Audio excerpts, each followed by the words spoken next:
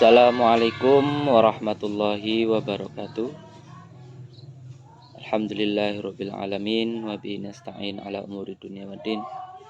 Wassalatu wassalamu ala asyrafil anbiya'i wal mursalin sayyidina wa maulana Muhammadin wa ala alihi washabbihi ajmain, amma ba'du. Para pemirsa Madrasah Virtual Ulul Albab yang dirahmati oleh Allah, alhamdulillahirabbil alamin, kita akan kembali melanjutkan kajian kitab Nasha'ihul Ibad.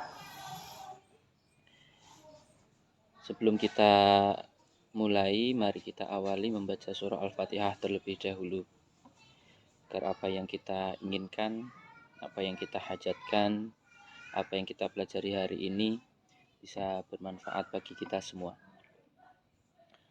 Ila hadratin Nabi Mustafa Muhammadin sallallahu alaihi wasallam. Al-Fatihah. A'udzu billahi minasyaitonir rajim. Bismillahirrahmanirrahim. Alhamdulillahirabbil alamin arrahmanir rahim maliki yaumiddin. Iyyaka na'budu wa iyyaka nasta'in ihdinas siratal mustaqim. Shiratal ladzina an'amta 'alaihim ghairil maghdubi 'alaihim waladdallin. Rabbi ighfirli wa liwalidayya wa lil mu'minina amin ya rabbal alamin. Bismillahirrahmanirrahim. Pada kesempatan kali ini kita sudah memasuki konten ataupun isi daripada kitab Nasha'ihul Ibad.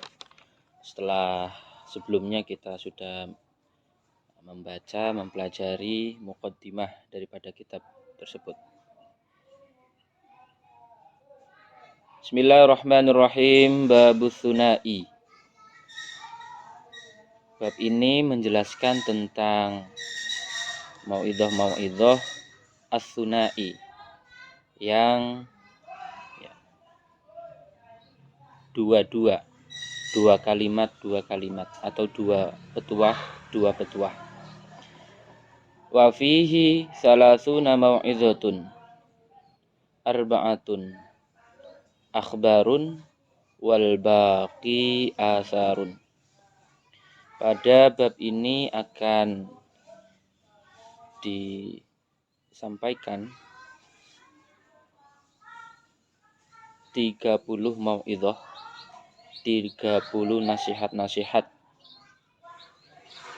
Arba'atun akhbarun, yang mana 4 diantaranya berisi khobar atau berisi hadis. Wal baqi asarun, dan sisanya yakni 26 nasihat tersebut berbentuk asar. Wa na'ni bil akhbari aqwalun nabi sallallahu alaihi wasallam wa bil asari aqwalus sahabah wat tabi'in. Menurut pengarang kitab Nasha'ihul Ibad ini, yang dimaksud dengan akhbar adalah aqwalun nabi sallallahu alaihi wasallam atau hadis daripada Nabi Muhammad sallallahu alaihi wasallam. Wabil asar, yang dimaksud dengan asar adalah aqwalus sahabah wat tabi'in. Aqwal ataupun ucapan-ucapan para sahabat ataupun para tabi'in.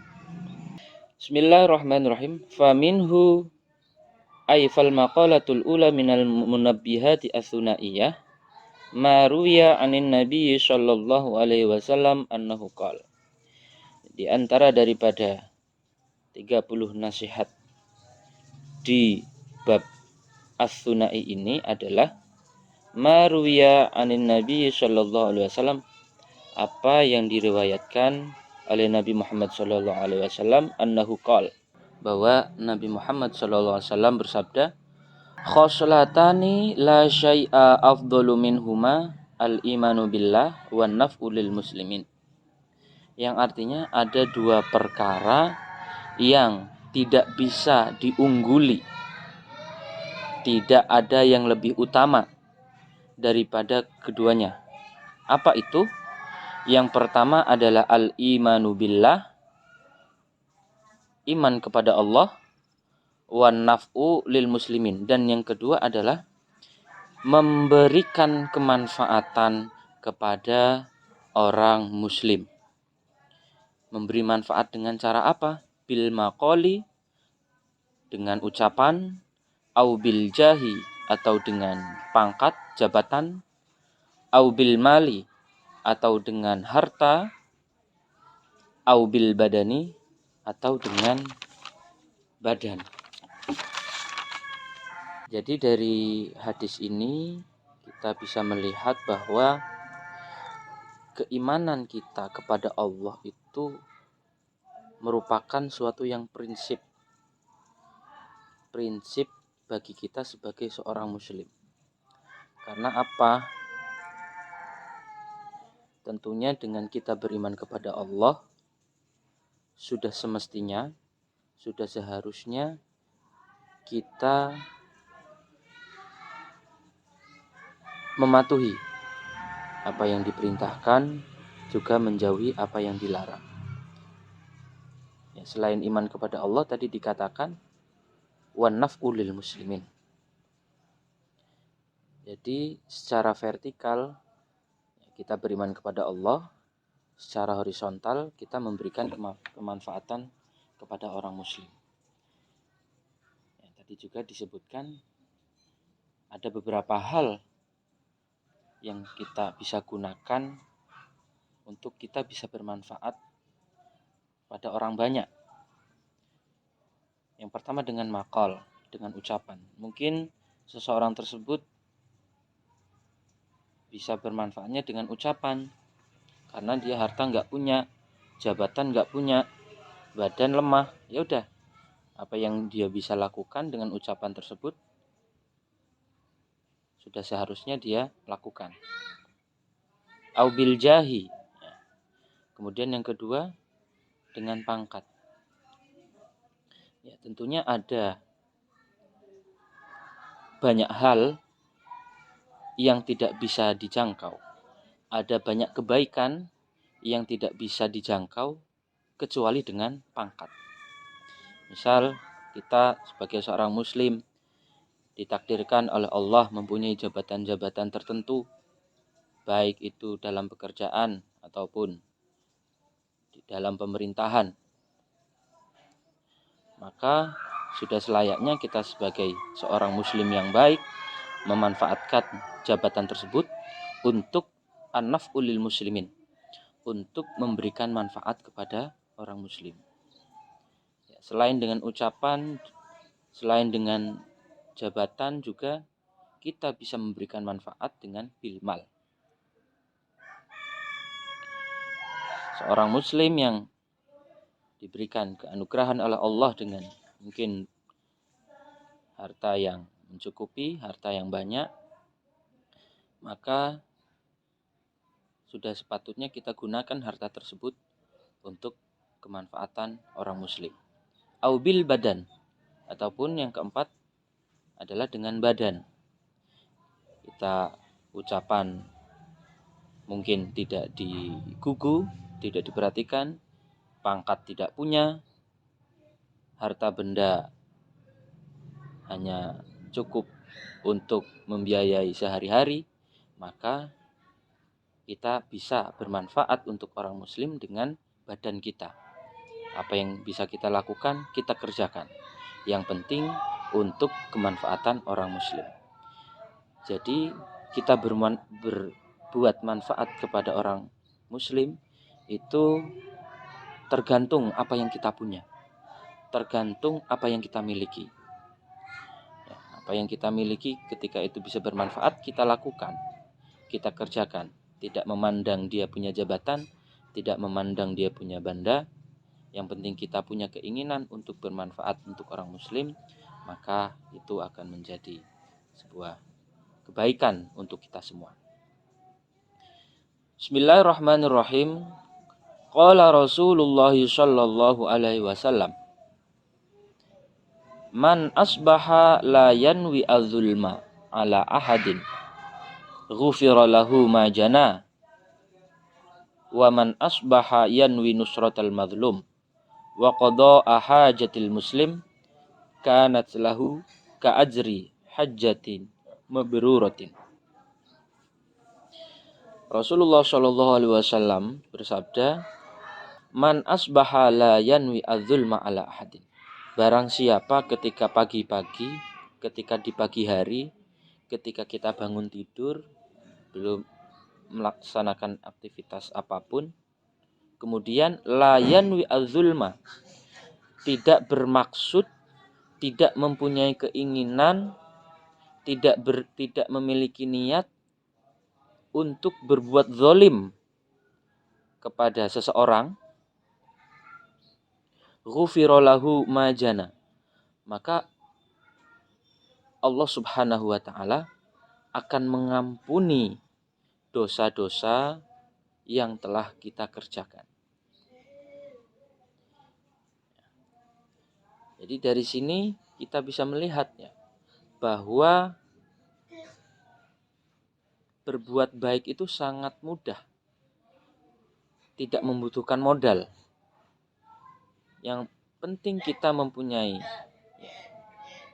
keinginan la yanwi az-zulma, untuk tidak berbuat zalim kepada orang lain, untuk tidak menyakiti kepada orang lain.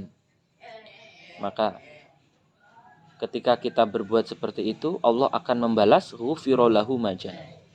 Allah akan mengampuni dosa-dosa apa yang telah kita lakukan. Waman asbaha yanwi nusratal mazlum, dan barang siapa ketika di pagi hari, ketika kita bangun tidur, kemudian yanwi nusratal mazlum, kita mempunyai keinginan nusratal mazlum, untuk menolong orang-orang yang dizolimi, wa qadha'a hajatil muslim, dan memenuhi kebutuhan-kebutuhan daripada orang muslim, kanat lahu ka ajri hajjatin mabruratin, maka perbuatan tersebut ka ajri hajjatin mabruratin, ganjarannya, pahalanya seperti halnya orang haji yang mabrur. Karena tidak ada balasan bagi haji yang mabrur kecuali surga. Ya. Jika yang pertama tadi la yanwi az-zulma, tidak memiliki keinginan buruk kepada orang lain. Maka yang kedua ini waman asbaha yanwi nusratal mazlum, barang siapa yang ketika bangun tidur mempunyai keinginan untuk menolong, untuk menolong. Jadi dia ketika bangun tidur itu pikirannya sudah positif, sudah berkeinginan untuk berbuat baik kepada orang lain. Yang perlu digarisbawahi di sini baru hanya pada titik niatnya, baru tahap niat, belum action, masih niat. Nusratal mazlum wa qada hajatil muslim, dia berniat untuk menolong orang yang terzolimi, wa qada hajatil muslim, dan dia ketika bangun tidur mempunyai keinginan untuk membantu, untuk memenuhi kebutuhan-kebutuhan orang muslim, kanat lahu ka ajri hajjatin mabruratin, maka dia akan mendapatkan pahala seperti halnya orang yang berhaji mabrur. Jadi hanya niat saja, hanya mempunyai keinginan saja, Allah Subhanahu wa taala pasti akan membalasnya. Pasti akan membalasnya. Jadi saya ulangi lagi yang harus digarisbawahi, bahwa berbuat baik itu tidak butuh modal, tidak butuh misal kekuatan yang sangat besar, mempunyai power di sebuah lingkungan sosial, tidak harus. Yang penting kita berkeinginan baik. Jadi ketika kita bangun tidur sudah hawanya ataupun pikirannya sudah positif, maka Allah pasti akan membalas dengan ka'ajri hajjatin mabruratin. Juga dikatakan memang ketika kita bangun tidur kemudian apa yang kita pikirkan adalah sesuatu yang positif, itu insya Allah selama 1 hari dia akan mendapatkan hal-hal yang positif juga. Jadi ketika kita bangun tidur adalah sesuatu yang sangat penting, sesuatu yang sangat krusial untuk kita niati. Ketika bangun pagi, kita kemudian mempunyai keinginan yang baik, maka insya Allah dalam sehari yang kita lakukan, insya Allah akan mendapatkan